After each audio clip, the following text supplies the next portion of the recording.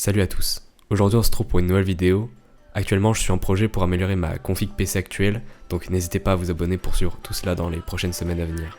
Bref, vous en avez marre du bruit que fait votre carte graphique ou vos ventilateurs sont défectueux? Vous êtes au bon endroit. Comme vous pouvez le voir, j'ai la solution pour vous. Aujourd'hui on va améliorer le refroidissement ainsi que le bruit émis par votre carte graphique. Donc installez-vous, à tout de suite.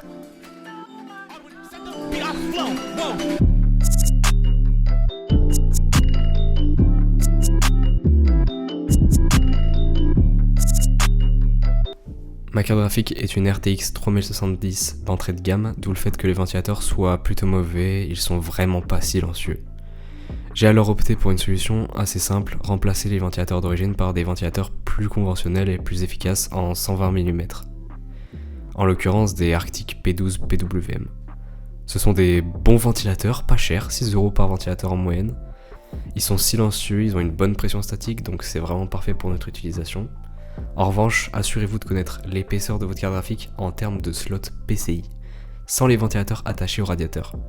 En l'occurrence, moi ma carte graphique fait pile poil 2 slots sans les ventilateurs, ce qui est vraiment parfait car les nouveaux ventilateurs, on va les attacher via un slot PCI. On va utiliser cette pièce en métal que vous pouvez trouver sur internet assez facilement, le lien est en description. C'est un kit de montage de ventilateurs 120 mm en série par le biais d'une fixation PCI. Les ventilateurs vont donc pouvoir être alignés avec le radiateur de la carte graphique, un peu comme si c'était les ventilateurs d'origine.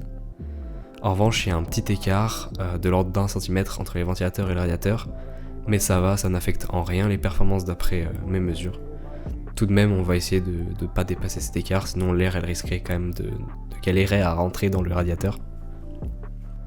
Pour ce qui est de la connexion, il faut acheter un adaptateur permettant de faire le lien entre les connecteurs PWM de la carte graphique et le PWM standard de la carte mère.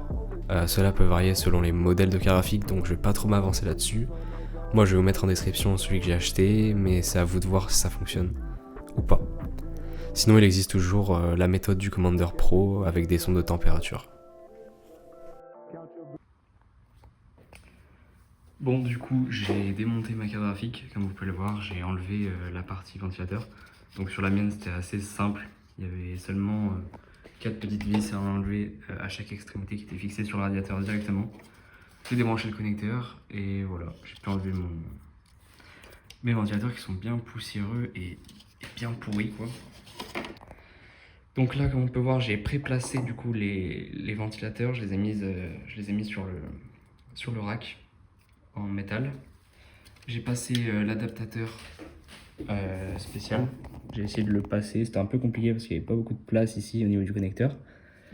Je l'ai fait passer entre les deux radiateurs.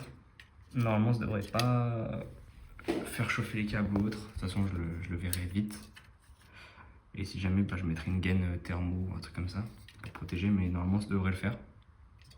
Je précise que là il n'est pas propre le radiateur, ça va être un montage à blanc juste pour essayer et après je referai proprement.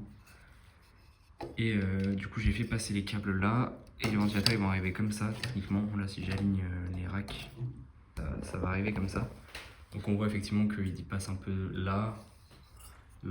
Donc c'est vrai que ça aurait pu être mieux centré, mais bon les ventilateurs sans c'est comme ça. On verra bien. Et du coup j'ai essayé de bloquer là avec ce tous les câbles derrière. Bref.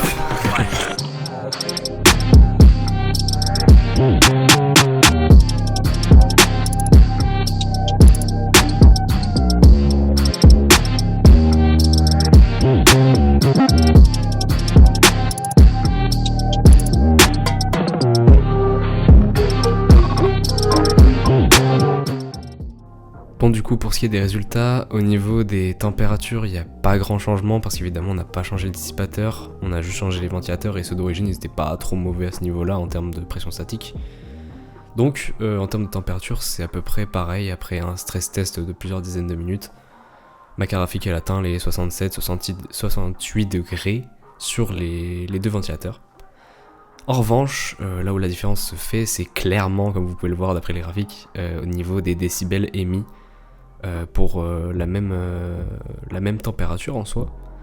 Donc ma carte graphique, elle peut pas descendre en dessous de 30% d'utilisation des ventilateurs, c'est le minimum qui est accordé. depuis le BIOS de la carte graphique. Et donc ma carte graphique au repos, avant, en stock d'origine, elle était à 37 décibels. Et là maintenant elle est passée à 33 décibels, donc la différence elle est vraiment monumentale, je vous assure qu'on l'entend clairement et ça fait vraiment un bien fou. En revanche, quand on monte en charge, donc à 50%, 60% d'utilisation des ventilateurs au max, ça monte jamais au-dessus en soi. Là on monte à 43 décibels en stock et là avec les nouveaux ventilateurs on est à 38 décibels, ce qui est aussi une belle marge. Puis après on monte à 49 décibels contre 45 décibels avec les Arctic encore une fois. Et ça tout le long en fait, il y a une belle marge tout le long. En revanche, les nouveaux ventilateurs Arctic ont une vitesse de rotation qui est plus faible que les ventilateurs d'origine. Les ventilateurs d'origine ils montaient à plus de 2900 RPM, tandis que les ventilateurs Arctic, si je me trompe pas, montent aux alentours des 1600-1700 RPM. Donc ma carte graphique, en fait elle peut pas dépasser les 70% d'utilisation. C'est pour ça que la courbe en décibels elle stagne pour les P12, les Arctic P12, parce qu'au-dessus de 70% d'utilisation en fait la vitesse elle augmente pas plus. Mais je peux vous assurer que à une vitesse de 1600 RPM, il brasse vachement plus d'air que les ventilateurs d'origine qui montaient à 2900 RPM. Donc comme quoi les Arctic ils ont vraiment une pression statique qui est vachement meilleure en fait. Donc ouais, les résultats en somme ils sont vraiment concluants. Clairement il y a des résultats au niveau décibels, au niveau du bruit émis. Franchement c'est une amélioration qui est à faire si vous en avez marre du bruit que votre carte graphique elle fait.